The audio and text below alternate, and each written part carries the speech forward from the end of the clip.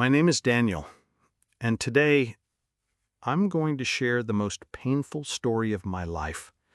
A story that shattered my family, broke my marriage, and tested every single bond of love I thought could never be broken. It's the story of how my own mother killed my daughter. I know those words sound cruel. They sound almost impossible, but they are true. And even now, I'm still trying to understand whether it was an accident, destiny, or something that could have been prevented. So please, listen to me. Because this story is not just about loss. It's about blame, forgiveness, and the unbearable choices we sometimes have to make in order to survive. It was an ordinary summer afternoon. The sky was blue, the air smelled like freshly cut grass, and my wife and I had finally taken a rare break from parenting. We left our 2-year-old daughter, our beautiful little angel, with my mom. We trusted her. We had no reason not to. My mom had raised me. She had taken care of nieces and nephews. She loved our daughter with every fiber of her being. But that day, that ordinary summer afternoon, turned into the darkest day of our lives. My mom had set up her pool for us to enjoy. It wasn't huge, but it was deep enough to be dangerous. She placed my daughter in her playpen just a few feet away from the pool while she went inside to check on something. Then it happened. A fire alarm. The smoke detector inside her house went off, shrill, piercing. My mom panicked, thinking there was a fire inside. She ran in, leaving my daughter outside, alone. She was gone for just 2 minutes. We know because it was all caught on the security camera. When she came back outside, she saw the playpen empty, and she saw my little girl floating in the pool. My mom screamed. She dove into the water. She pulled my daughter out with shaking hands, water pouring from her tiny lips. And then she tried. Oh God, she tried. She pressed her hands on that little chest, breathed into those small lungs, cried out my daughter's name over and over. But no matter how hard she pushed, no matter how hard she begged, my daughter didn't wake up. And as fate would have it, it took 30 minutes for the emergency team to arrive. 30 whole minutes. Because my mom lives way out in the country. By the time they arrived, there was nothing left to save. I'll never forget that call.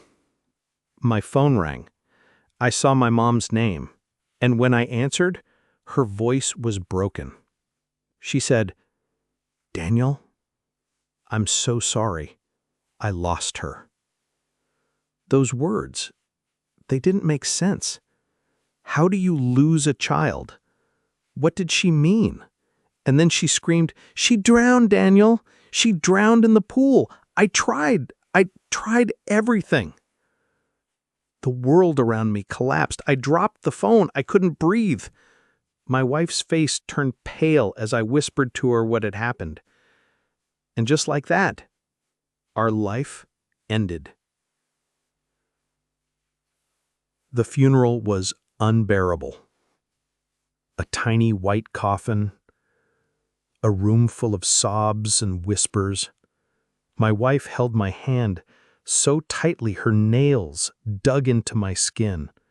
Her tears fell endlessly onto our daughter's favorite toy, which we placed beside her. My mom sat in the corner, trembling, sobbing, begging for forgiveness from God, from us, from anyone who would listen. But my wife couldn't even look at her. And honestly, I didn't know if I could either. Weeks passed. Our house was quiet, too quiet. No laughter, no toys scattered on the floor, just silence. My wife cried every night. Sometimes she cried into my chest. Sometimes she turned away, refusing to even speak. One night during grief therapy, she said something that shook me. She said, "Daniel, it would help me heal if you stopped talking to my mom." I froze. Because how could I? Yes, my daughter drowned on my mom's watch.